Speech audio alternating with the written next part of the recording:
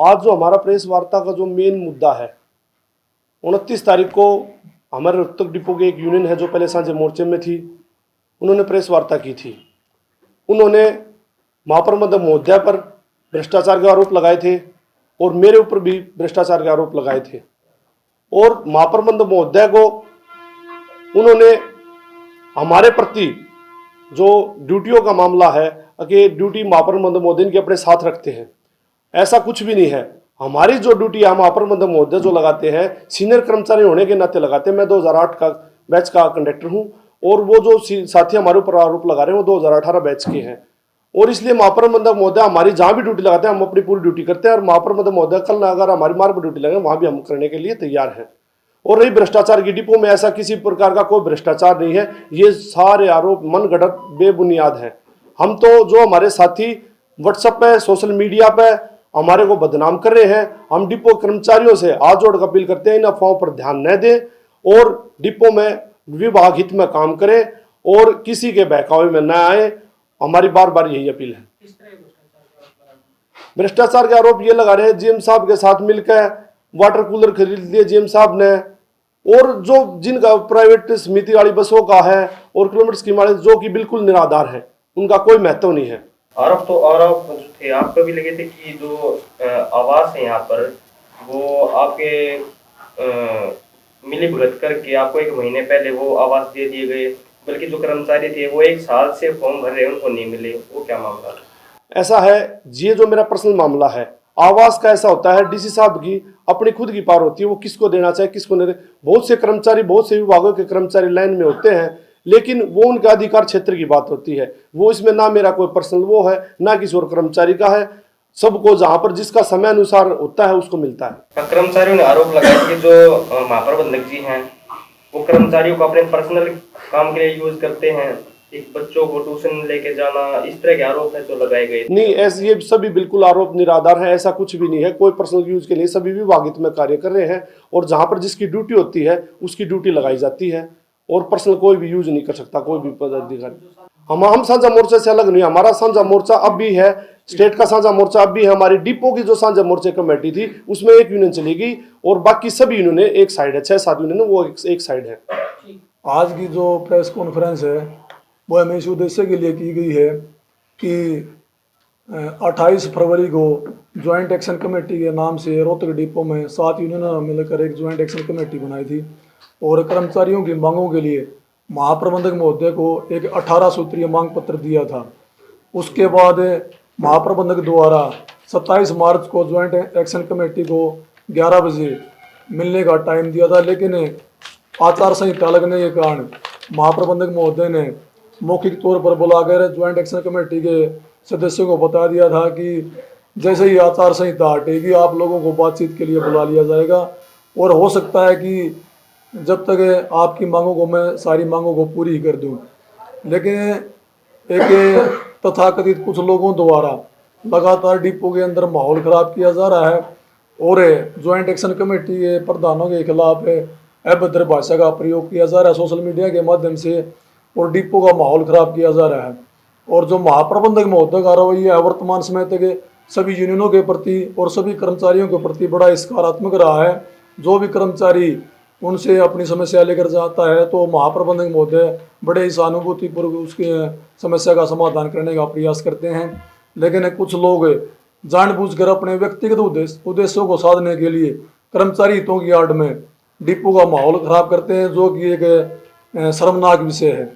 आगे जैसे ही आचार संहिता खत्म हो जाएगी महाप्रबंधक महोदय से मिलकर जो कर्मचारियों की जो समस्या रहती है उनके ऊपर दोबारा से बातचीत की जाएगी। उस डिपो के अंदर हैं जो यूनियन के दूसरी एक यूनियनों के पदाधिकारी हैं जो इस प्रकार के सोशल मीडिया के माध्यम से भी लगातार गलत कमेंट पास कर रहे हैं। इस तरह कमेंट काफ़ी अभद्र हैं। मैं आप लोगों को ऐसे यहाँ इस प्रकार से बता नहीं सकता। आज ये प्रेस वार्ता इसलिए की गई है कि ज्वाइंट एक्शन कमेटी ने ये जो पीछे 2-4 दिन पहले जो दूसरी यूनियनों ने जो वीडियो कॉन्फ्रेंस करी है उसमें कुछ गलत बातों से और महाप्रबंधक के रवैये को खराब बताते हुए उन्होंने कॉन्फ्रेंस करी है। लेकिन ऐसा नहीं है, क्योंकि उन्होंने मांग पत्र चलो दे रखा होगा, लेकिन वो अलग अपना यूनियन का अलग ट्रेड लाइन है, हमारी अलग है। जो joint action committee Rohtak depot से है उसमें 7 यूनियन शामिल हैं।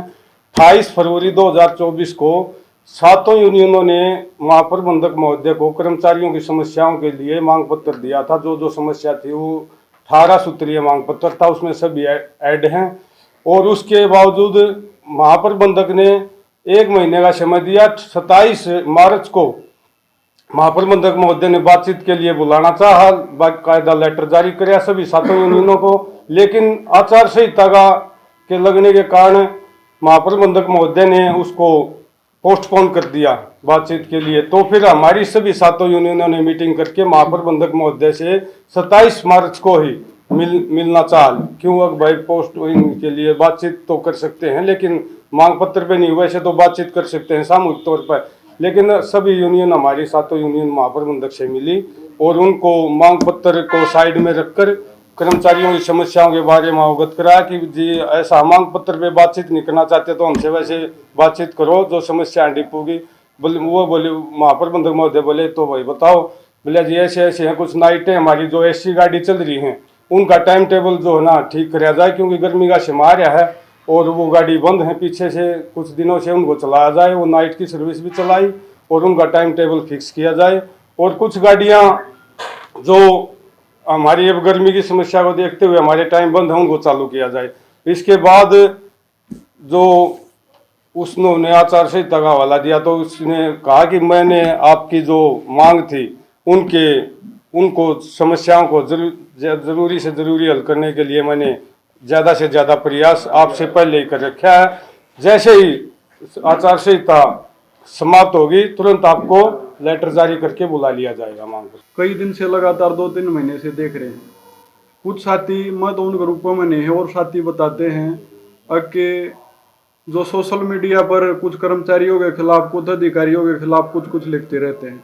लेकिन हमारा मानना यही है, आदर्श आचार संहिता लगी हुई है, डिपो बहुत अच्छे तरीके से ठीक ठाक चला हुआ है और डिपो में शांति बनी रहे। हमारी तो कर्मचारियों से यही अपील है, आदर्श आचार संहिता को देखते हुए विभाग हित और अपनी ड्यूटी को ध्यान में रखते हुए ईमानदारी से अपनी ड्यूटी करें। रही बात जिस कर्मचारी की जहाँ ड्यूटी होती है वो वहाँ ड्यूटी करता है तो ठीक है, नहीं करता तो वो प्रशासन का काम है, महाप्रबंधक का काम है, उसके खिलाफ क्या एक्शन लेना क्या नहीं लेना। लेकिन हमारी जो ड्यूटी लगाई गई, हमारी ड्यूटी के जो आरोप लगाए गए, हमारे बार बार जहाँ भी आदेश होते हैं हम वहाँ ईमानदारी से ड्यूटी करते हैं। और उसकी पुष्टि के लिए हमारी जहाँ ड्यूटी होती है उस ब्रांच का जो इंचार्ज होता है वहाँ उससे उसके बारे में पूछा जाए कि हम अपनी ड्यूटी पूरी करते या नहीं करते। अगर वो साथी पूछना चाहे तो वो भी उस ब्रांच के जो मुखिया हैं, इंचार्ज हैं, उससे पूछ सकते हैं। और उनकी ड्यूटी की पुष्टि के लिए भी हम आप साथियों से कहना चाहेंगे कि उनकी ड्यूटी की पुष्टि उनकी जहाँ ड्यूटी होती है उस ब्रांच अधिकारी से पूछा जाए, वो ड्यूटी कौन पूरी कर रहा कौन नहीं कर रहा। तो हम अपनी तरफ से ईमानदारी और उससे ड्यूटी कर रहे हैं, कभी कहीं लगा देते हैं। पीछे एक जीएम साहब ने एक लिखित आदेश किए, कोई हमारा एक साथी था, सब इंस्पेक्टर था, वो 1 साल पहले गुजर गया था, फतेहाबाद उसका जिला था। तो उनका परिवार काफ़ी उसमें एक आघात में था। ये लगभग 1 साल से उसके कोई जो विभाग से लाभ मिलते हैं, उन लाभ जब मिलते हैं जब उनके परिवार के द्वारा जो डॉक्यूमेंट होते हैं वो जमा करवाए जाते हैं। तो मैंने उस परिवार से संपर्क साधा और उसके वो करके उसके लाभ दिलवाने का कार्य किया। वो एक डायरी नंबर उसका वो करवा के उसके सारे डॉक्यूमेंट जमा करवाए। और भी जहाँ है, चाहे स्टैंड की ड्यूटी है, चाहे अब जैसे हेल्प डेस्क लगे हुए हैं उन पे हमारी ड्यूटी लगाई गई है, वहाँ भी जो हमारी ड्यूटी हमारी ड्यूटी बनती है, जिस पोस्ट पे जहाँ भी आदेश महाप्रबंधक करता हम ईमानदारी से वहाँ ड्यूटी करते हैं। अगर महाप्रबंधक ने जब हमारे रूट पे मार्क किए तो हमने वहाँ भी ड्यूटी करी है, जब और कहीं करे थे वो भी करी है। रही बात भ्रष्टाचार का जो मुद्दा उठाया है, भ्रष्टाचार अगर है तो उस मुद्दे को लिखा जाए ना, किस चीज का भ्रष्टाचार है और कौन कर रहा है, उसकी जांच करवाई जाए। ऐसे सोशल मीडिया पर करने से क्या होता है, अगर मैं भ्रष्टाचार कर रहा हूं तो मेरी लिखित में शिकायत दे के उस पर जांच करवाई जाए। या और भी है, चाहे अधिकारी है, किसी भी कर्मचारी या छोटे अधिकारी बड़े अधिकारी पर जांच आरोप लगाया जाता है तो उसका पूरा विषय और लिख के एप्लीकेशन दी जाती है। तो ऐसा नहीं है, सरकार और प्रशासन उसकी जांच करवाता है और जांच में जो निर्दोष होता है वो निर्दोष और दोषी हो पाया जाता है तो उसको सजा भी मिलती है। लेकिन ऐसे मौखिक में बोलने से डिपो का माहौल खराब होता है। मेरी उन साथियों से भी अपील है और साथियों भी अपील है कि ऐसा ना करें, उन पर ध्यान ना दें, अपनी ड्यूटी पर वो रखें। ध्यान दें, शांति बनाए रखें, डिपो में ऐसा माहौल खराब ना करें ताकि डिपो में कोई बड़ा हादसा ना हो। आपने कोई शिकायत वगैरह दर्ज करवाई है? हाँ, मैंने अपने उन्होंने जो मेरे ऊपर एक शिकायत लगाई थी, मैंने उसका जवाब महाप्रबंधक महोदय को दे दिया है। एक कर्मचारी ने एक आरोप और लगाया था कि कर्मचारी को राजनीतिक संगठन के साथ जोड़कर उसे निलंबित कर दिया गया। वो क्या?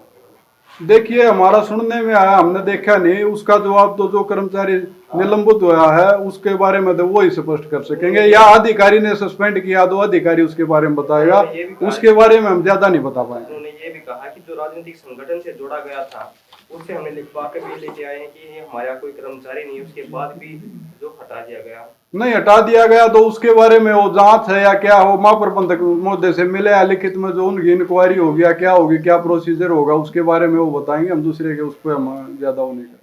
आज हमने कॉन्फ्रेंस मीटिंग इसलिए की है कि हमारा पहले सब यूनियन का साझा मोर्चा था, तो उस यूनियन में कुछ एक यूनियन है जिन्होंने अपना मतलब अलग कर लिया और मतलब नाजायज धरना प्रदर्शन के लिए हमारे को बोल रहे थे। तो हमने फिर साथ यूनियनों ने अपनी अलग से बना ली कमेटी, ज्वाइंट एक्शन कमेटी।